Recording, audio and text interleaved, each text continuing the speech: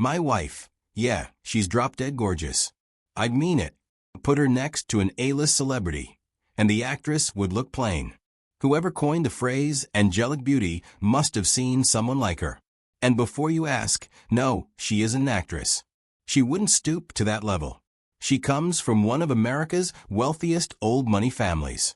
We're talking billions, influence all around the world. But lately, she's been unbelievably stressed because I'm trying to divorce her. At first, people tried to talk me out of it. Bro, you can't even call this living. This is like being fed gourmet, pureed food, safe, nutritious, easy to digest. Isn't that the dream? Then I told them why I wanted to leave. And their whole vibe changed. They looked at me with pity, patted my shoulder, and shut up real quick. Here's what happened.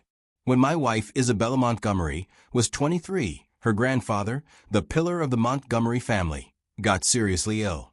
Everyone could see he didn't have much time left. His biggest regret was that his most beloved granddaughter had never even had a boyfriend. He just wanted to see her married before he passed. Isabella had never dated anyone. Not once. People even whispered she might be a lesbian. She was famous for being the ice queen. Cold to everyone, even her parents. But to her grandfather, she was absolutely devoted to him. While other little girls were still holding onto their parents' legs, Isabella was already attending business meetings and high society galas. Growing up in that world shaped her into a sharp, decisive, profit-driven elite, one of the elites among elites. To her, marriage was no different. She literally organized a citywide casting call to pick a husband. In her mind, emotions didn't matter. You choose the best option. Simple. My roommate dragged me along with him. I told him I already had a girlfriend. He said that was exactly why I had to come, otherwise bringing a tall, handsome, well-built, sunny guy like me would make him look insane. It wasn't even just the looks I hid under baggy clothes.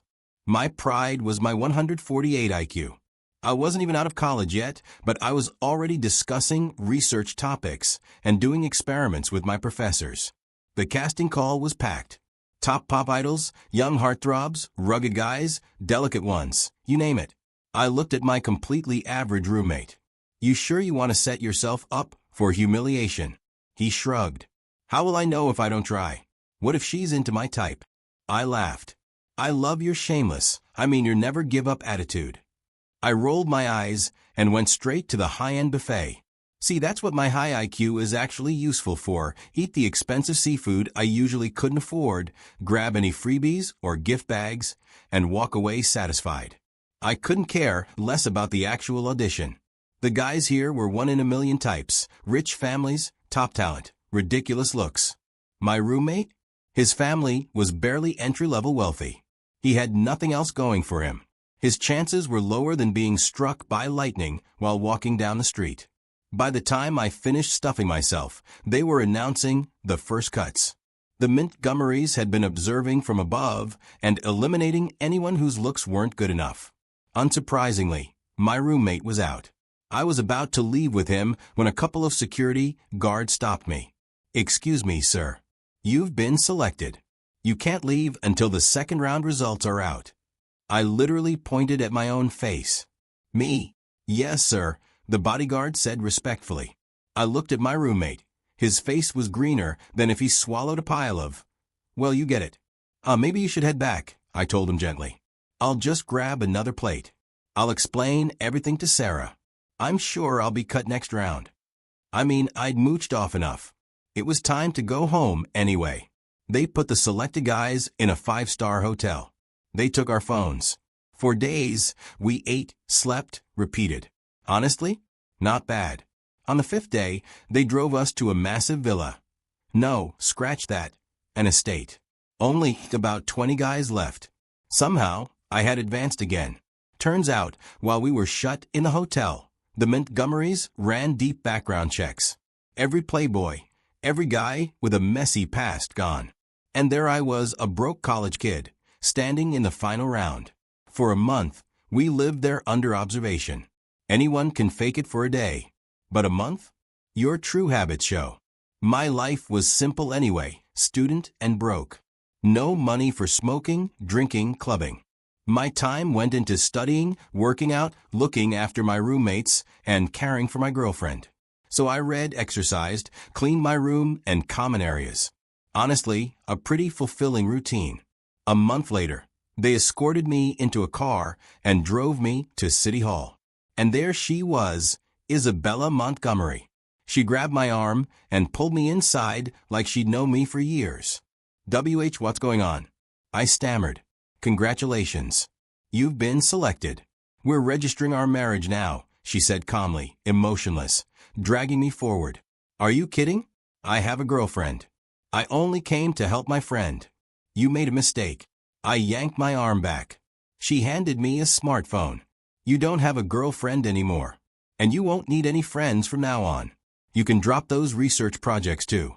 Stay home and be a good, beautiful husband. I opened the video. My girlfriend, Sarah, stood next to a famous male pop star. Ethan, let's break up, she said. I'm with him now. Miss Montgomery also gave me a lot of money and promised to help launch my career. Then she and the pop star wrapped around each other and made out, hard. I glared at Isabella, furious. What are you glaring at? She said coldly. Am I not 1,000 times better than her? Her presence was overwhelming. I ended up obediently signing the marriage papers. Everyone envied me, the luxury life, the wealth, the status. But to me, it felt like I'd been locked in a cage. After the certificate, we held a grand wedding while her grandfather was still lucid. On our wedding night, I learned she had severe misophonia. First, full-body disinfection. Then, a steam session. Then she scrubbed me with a brush head to toe before I was allowed near her. If my hand touched anything, I couldn't touch her again, unless that hand stayed raised high the whole time. Honestly, I was attracted to her. Her face, her figure, perfect. But after all that, my interest vanished. The next day, she brought in gourmet chefs, one French, one Italian, to teach me cooking. No honeymoon. Fine, I could let that slide. But me? A 148 IQ genius? You want me to learn cooking? Soon, though, I mastered it. Then she made me learn. Landscape design, hairstyling plus makeup, winemaking plus sommelier skills, high-fashion wardrobe care, full-body massage therapy, pet care plus training, advanced driving plus auto mechanics, kickboxing, taekwondo, Brazilian jiu-jitsu, boxing. Was she planning to fire the entire staff now that she had me? Once, she brought me to a cocktail party where I met a world MMA champion. I actually felt the urge to spar. That's how strong I'd gotten. 5 years passed like that. From waking up to make her breakfast, to our nightly homework at midnight, to cleaning the battlefield afterward. She hated messy beds. In our 2nd and 4th years, we had 2 sons. Before they were even a month old, they were taken to the main estate to be raised. I only saw them on holidays. They looked at me like I was a stranger, less familiar to them than their nannies. One day, Isabella, with her usual cold expression, said, "Didn't you want to work at the company? The head of urban planning is coming today. You'll receive her." I knew this woman, built like a linebacker, 6 feet tall, fierce face. I met her at another party once. She was drunk and grabbed me the moment she saw me. Back then, I didn't know martial arts, so I was at a disadvantage. She took plenty of liberties. And Isabella watched like I was nobody. Now she wanted me to entertain her again. But things had changed. I wasn't a helpless lamb anymore. Maybe Isabella noticed the rage in my eyes because she added, "You must take good care of her.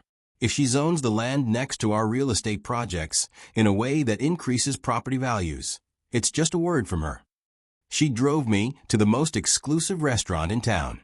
The female official's eyes lit up when she saw me, and Isabella just said she had other business and left. But this time, I wasn't scared. The woman was actually straightforward. I threw my arm around her shoulders. "Sis, long time no see. I missed you like crazy. Tonight, if one of us isn't under the table, we're not real friends." She blinked, then burst into laughter. "Anything else?" she asked. "Maybe not," I grinned. "But if it's drinking, I'll call him back up." The moment she challenged me, I knew I couldn't back down. And just like that, the two of us, grown adults who should have known better, finished an entire bottle of whiskey each, plus 2 bottles of red wine. By the end, we were both literally under the table. The next morning, I woke up at home with the kind of headache that feels like a construction site in your skull. And the first thing I saw was Isabella standing there, her face dark as a thunderstorm. "What happened to you yesterday?" she demanded. "How did you get a department head that drunk? When they pulled you two out from under the table, you were both crying and swearing you were brothers for life." I rubbed my eyes, sat up, and looked at her seriously. "If I hadn't drunk her under the table, do you know what you would have done? Actually, you do know. That's why you sent me, isn't it?" For once, Isabella, who always acted like she owned every room she walked into, turned her head away. She couldn't even look at me.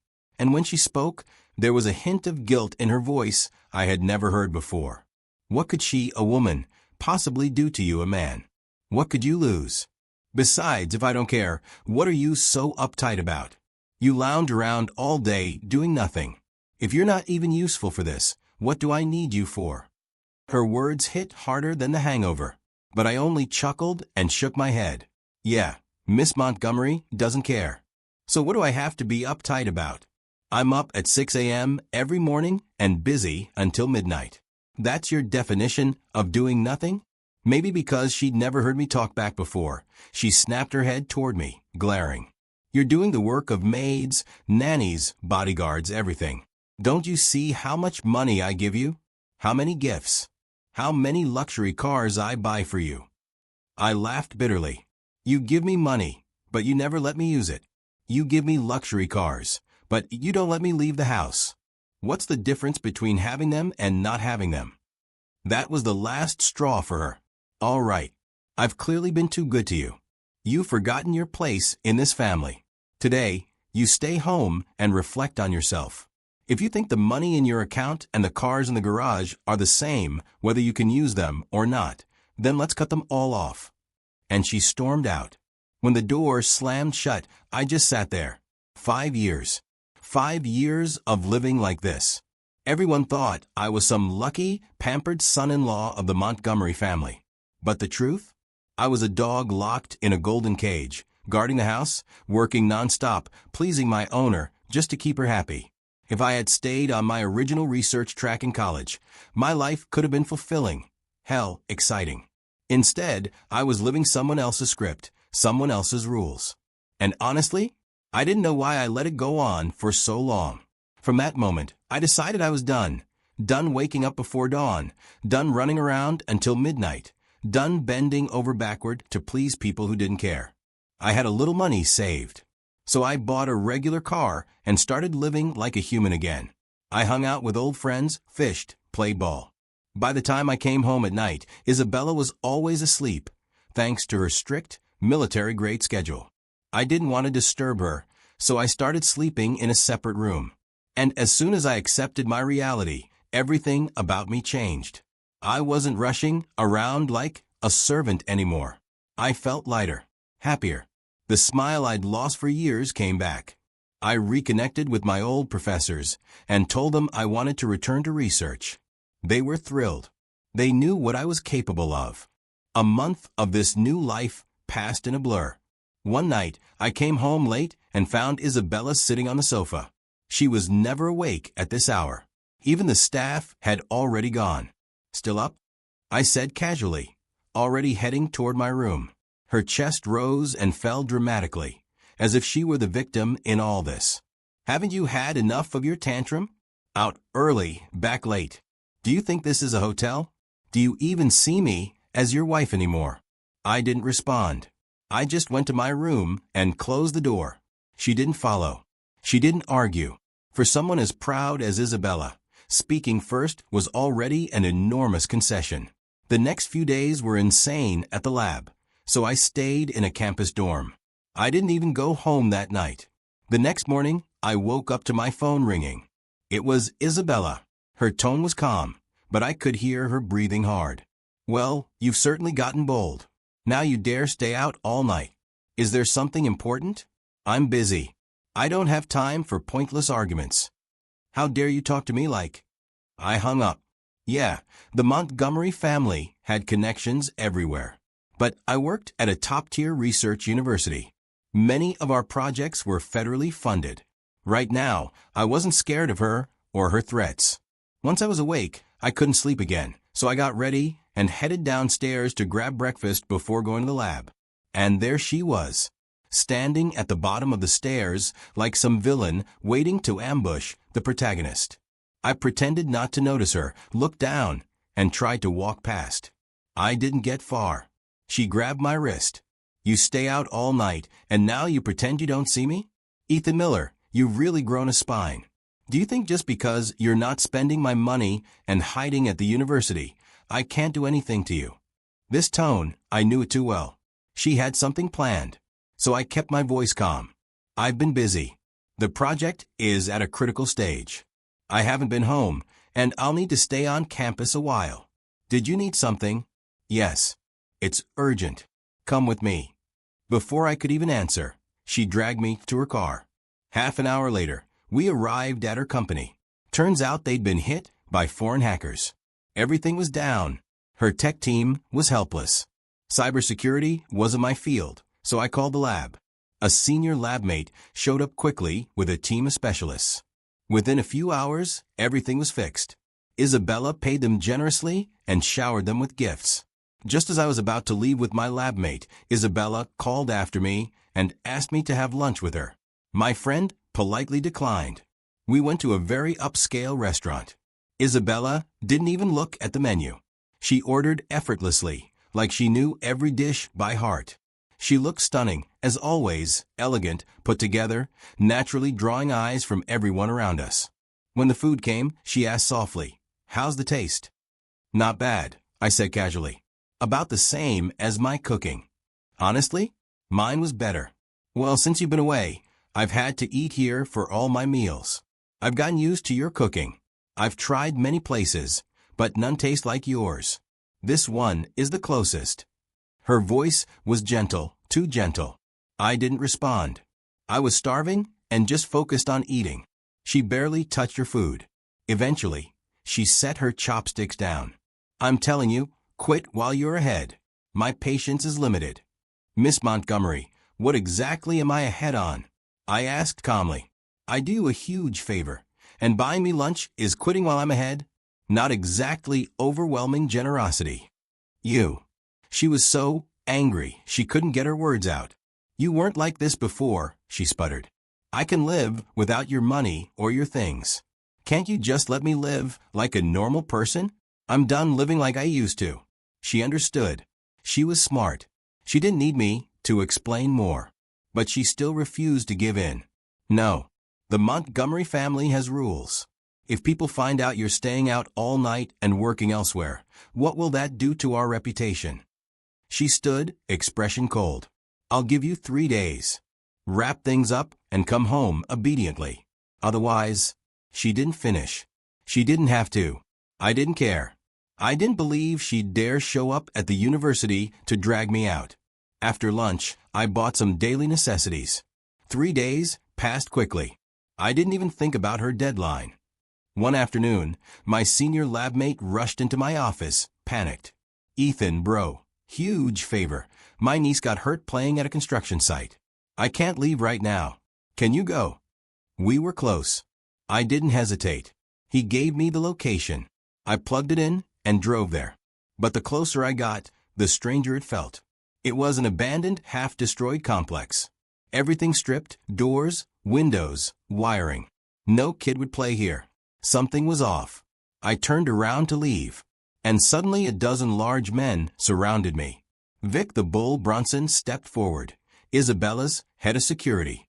Built like a tank, with a neck the size of my thigh. "Mr. Miller," he said, "Miss Montgomery requests your presence. You've had your little spat for a few days.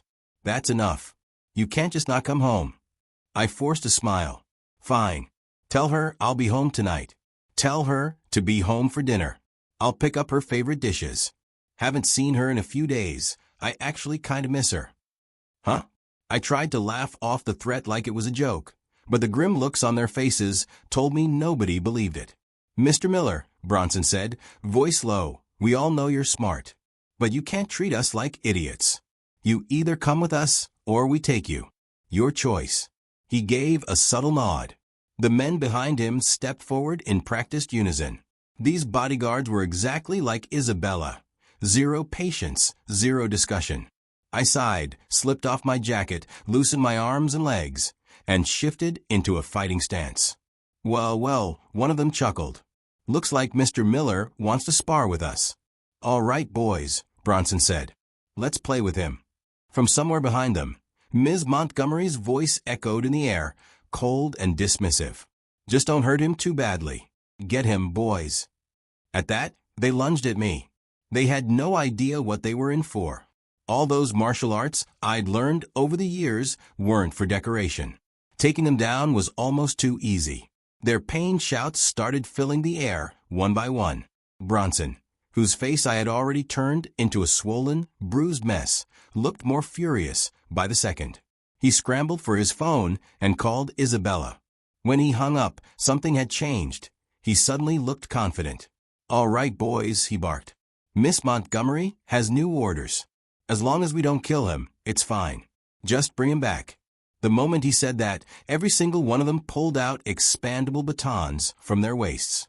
And just like that, the fight got a lot harder. Every time I punched or kicked, 3 or 4 batons came down on my arms and legs. After a few exchanges, I couldn't move anymore. Stop.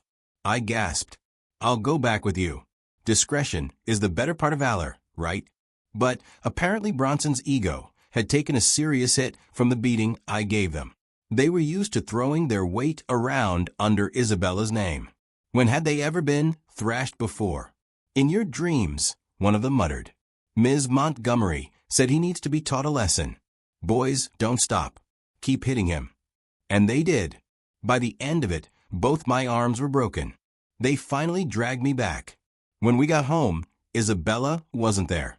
Bronson must have updated her on everything, because the Montgomery family's private medical team was already waiting in the living room. They patched me up quickly. My arms were set in casts. Their recommendation was simple: 3 months of quiet rest at home, no strain, no stress. Then they assigned a young nurse to take care of me. When Isabella finally returned that night and saw me lying in bed, I could have sworn, just for a split second, that I saw pain flicker in her eyes. Then it vanished instantly. Probably my imagination. I warned you, she said coolly. But you didn't listen. When they came to bring you back, you resisted. If you don't learn the hard way, you'll never behave. She handed the insulated container she was holding to the young nurse. This is a nutritional meal I ordered from the hotel. He needs something light. Feed him. The nurse opened it and began feeding me spoon by spoon. And something inside me finally snapped. The illusion I had clung to for years, gone. I stared at Isabella like she was a stranger.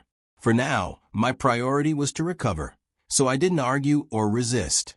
I just ate. Isabella stayed the whole time, watching me. I never once looked at her.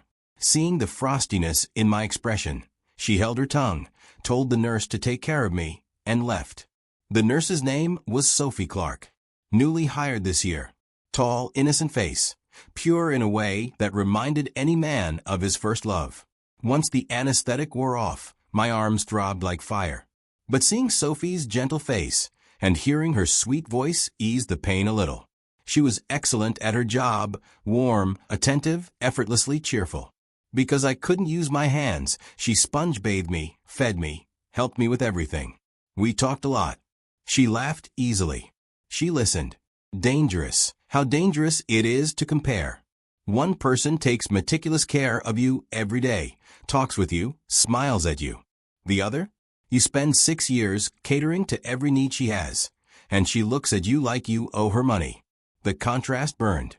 My wife of 6 years cared less about me than a young nurse she hired 2 months ago. Every day, Isabella came home with a small gift.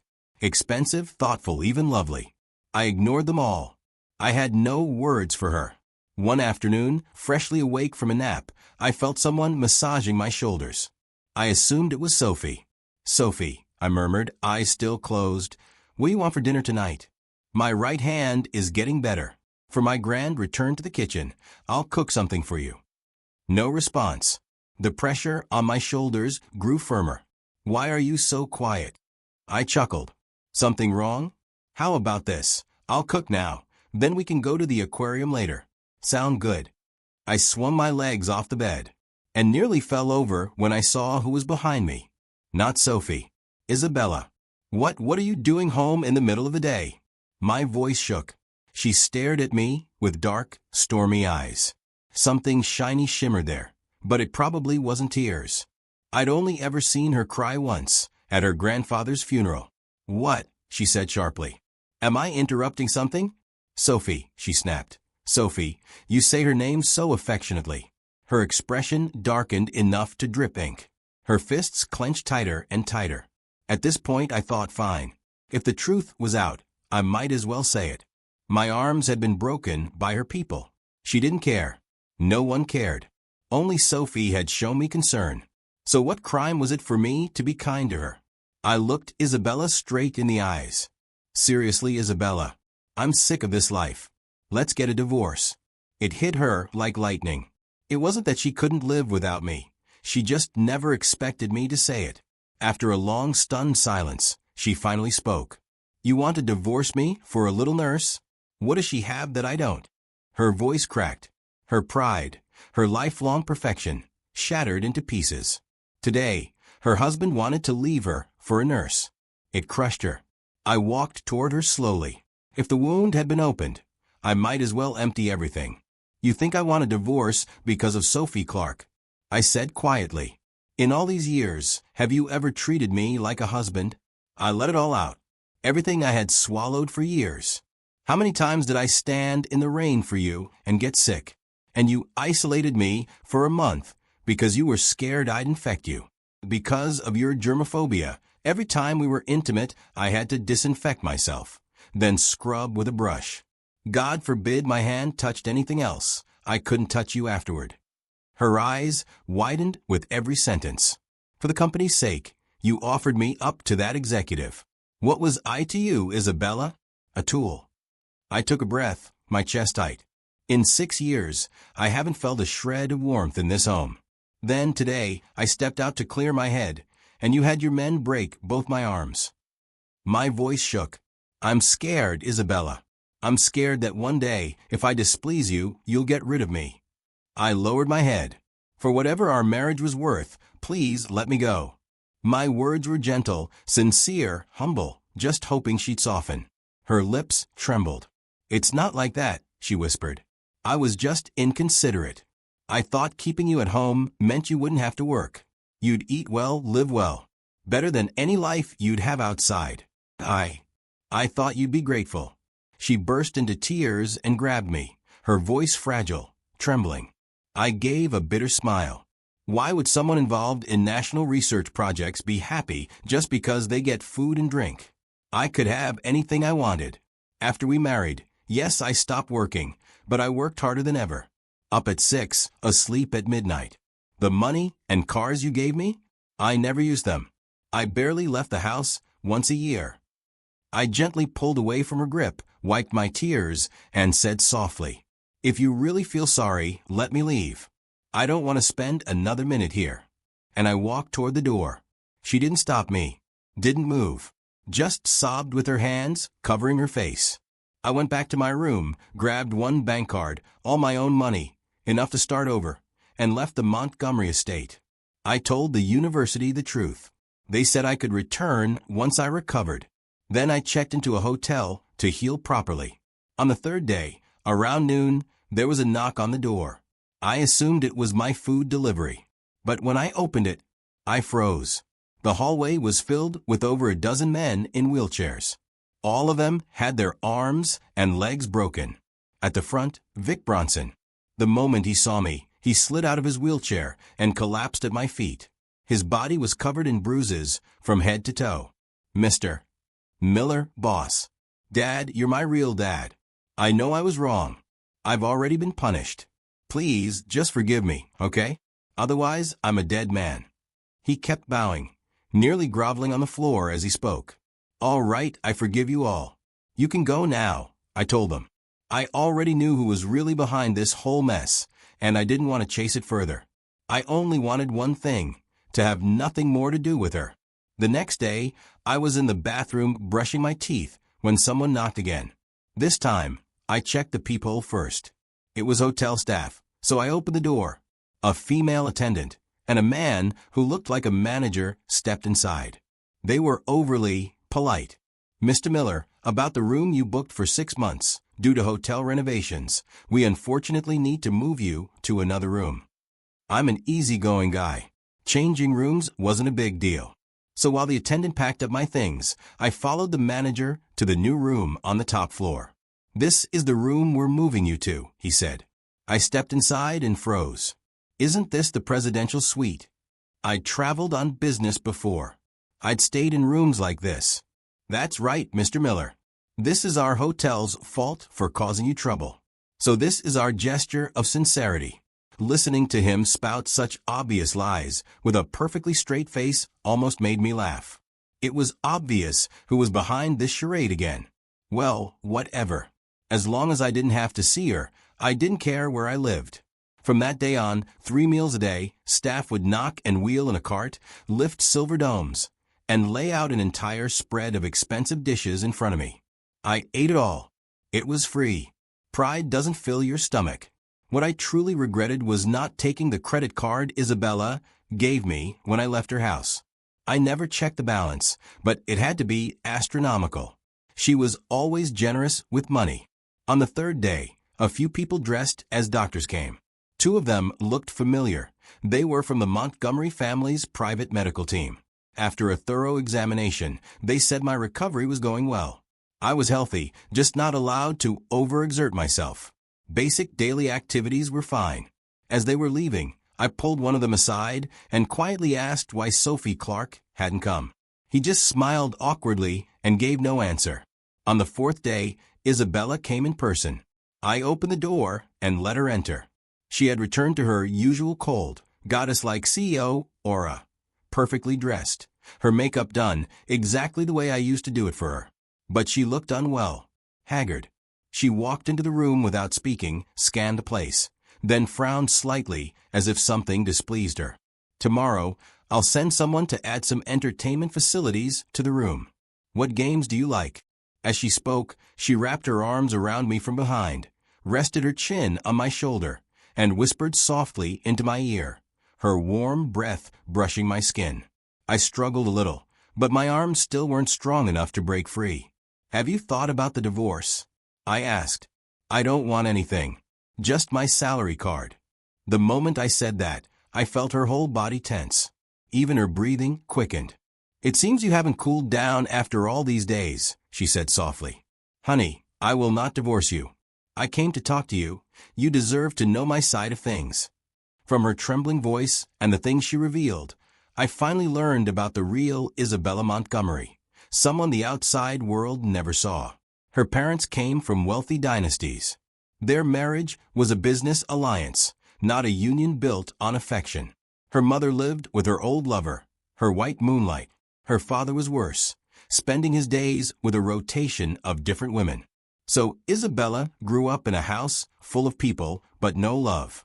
Before marrying me, she hated the idea of marriage. She'd never even had a boyfriend. Despite her privileged upbringing, she had never truly felt loved by anyone except her grandfather. Her parents had their own separate lives, their own families. They couldn't stand each other. She, the legitimate daughter, was less loved than the children they had outside the marriage. So from childhood, she believed she couldn't rely on anyone. Only money, power, and her career were reliable. She treated everyone as tools. If she was nice to someone, it was because she could use them. If others were nice to her, it was because she believed they wanted something from her. Even after marrying me, she still believed feelings were a liability, something that slowed down wealth accumulation. But people aren't made of stone. My meticulous care over the years had given her something she'd never experienced, a home, warmth. No matter how late she came back, someone was waiting. A bowl of soup, a light left on just for her, someone to guide her through work troubles, someone to share joy with, someone to celebrate with. These things don't feel special until you lose them. After I left, she would come home exhausted. The servants wouldn't prepare anything special, just ask what she needed. No one would make her soup from scratch. When work overwhelmed her, she lay alone in bed, reminded of how my high IQ and calm nature once helped her solve problems. When she was happy, she had no one to share it with. She couldn't exactly grab a servant and start dancing. Her proud nature wouldn't allow such things. So after I left, she thought of me every single day. The more she missed me, the more she idealized all the good I'd done. "Honey," she said, "now I think about how good you are every day. I feel like I can't live without you anymore." She wasn't lying. Isabella Montgomery didn't know how to lie to please someone. She didn't know how to lower herself like that. But even after everything she said, I didn't feel moved. My face stayed cold. "Isabella," I said, "in all my memories of you, there isn't a shred of warmth. Not one touching moment. In 6 years of marriage, the only thing that touched me was when you gave me a son. I remembered how tiny he was, how soft he felt in my arms. My first time being a father. I couldn't kiss him enough. But just after he turned a month old, her father took him away to the family estate, saying she was too busy with work and he didn't want the child picking up my poor habits. Honestly," I continued, "the only thing I've felt since leaving you is relief. I'm not going back. And I'm asking you to let me go." I had truly given her my heart all these years. If I'd cared only about money, if I'd acted like a servant just doing a job, she never would have felt warm for me. The light in Isabella's eyes dimmed as I spoke, fading until all that was left was a bitter, forced smile. "I always believed money and power were the highest goals," she whispered. "Even today, I thought that if I offered you enough compensation, you'd come back and things would return to how they were. But honey, I will not divorce you. For the rest of our lives, I will win you back." Then she left, crying.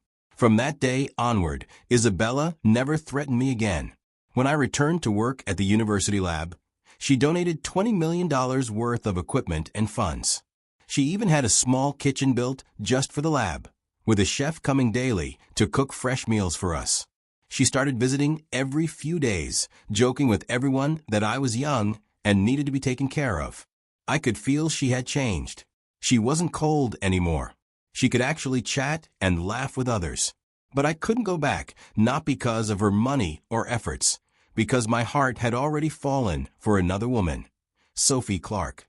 When I was injured, it was Sophie who took meticulous care of me. She warmed the heart that Isabella had frozen. So whenever Isabella showed up, I'd bring up divorce. She wouldn't argue. She'd just quietly place the food she brought on the table or put clothes she'd bought onto me. And I would throw the food into the trash and the clothes on the floor. Every time, she'd leave crying. Maybe it was because I hadn't seen Sophie in a while. After work one day, I found myself driving to her apartment without thinking. Coincidentally, Sophie was outside, as if waiting for someone. I checked myself in the car mirror quickly, stepped out, and walked toward her. But suddenly, a figure rushed past me and threw his arms around her. I blinked twice. A handsome young man was hugging her tightly. I could hear their sweet whispers clearly. They didn't even notice me standing there. Heart sinking, I walked back to my car, slumped over the steering wheel, and tried to calm myself. "What's wrong?" a voice said suddenly.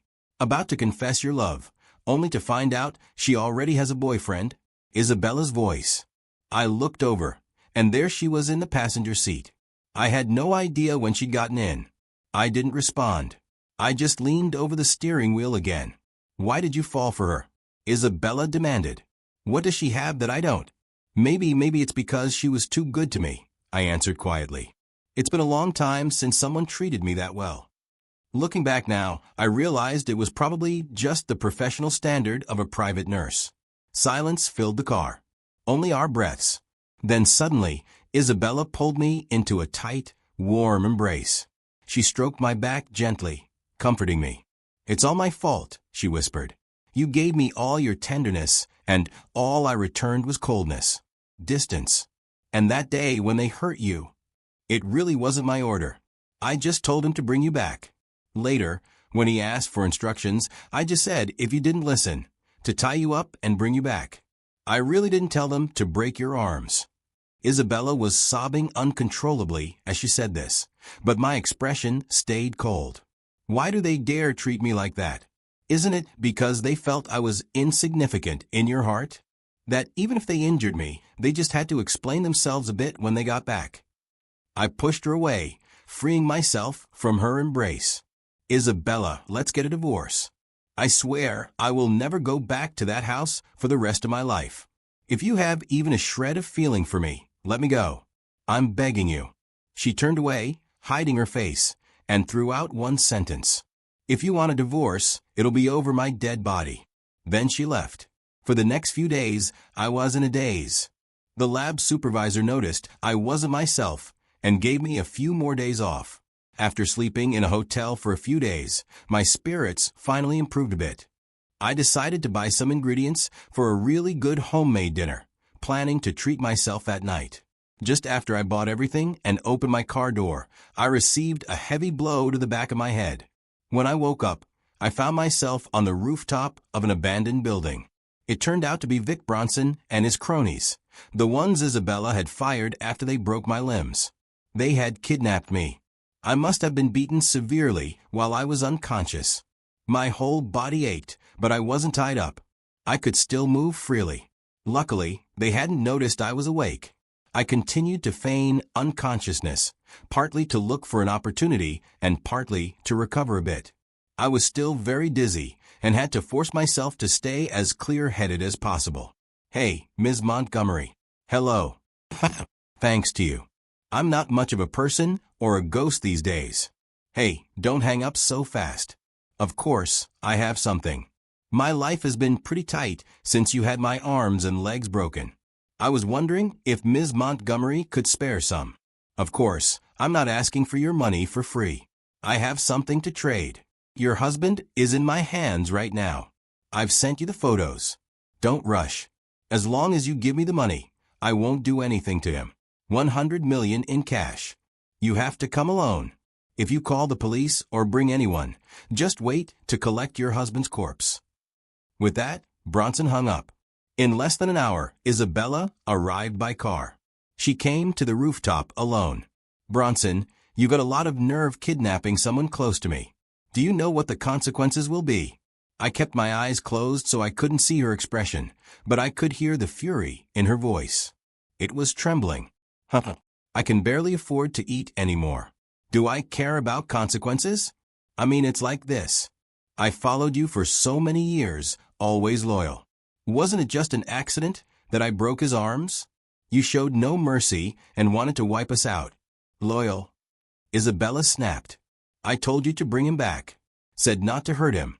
But you thugs went all out on my husband. The fact that I let you live was already showing you mercy. Let my husband go with me this time, and I can let bygones be bygones. The money you want is in the car. You can go down and drive it away. I'll call for someone to pick me up in half an hour. A lewd laugh followed. We'll take the money, and we'll take you too, angelic Ms. Montgomery. If you service the brothers well today, maybe I'll even leave you two with intact corpses. Get her, boys. You dare? I won't let you get away with this. Let go of me. Get your filthy hands off me.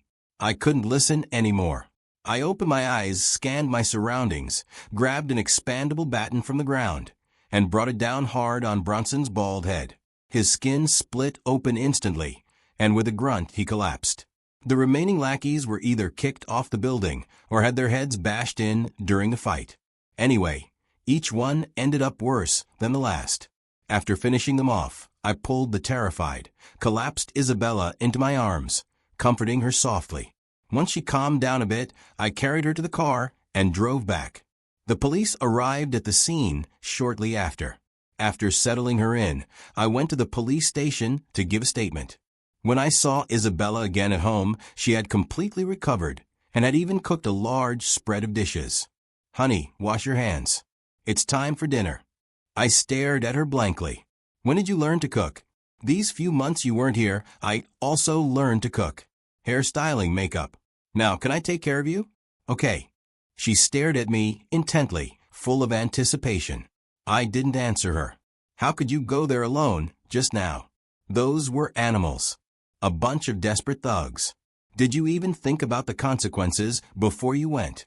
She placed a large shrimp, my favorite, onto my plate and said softly, "I didn't think about the consequences of me going, but I knew I couldn't bear the consequences of me not going.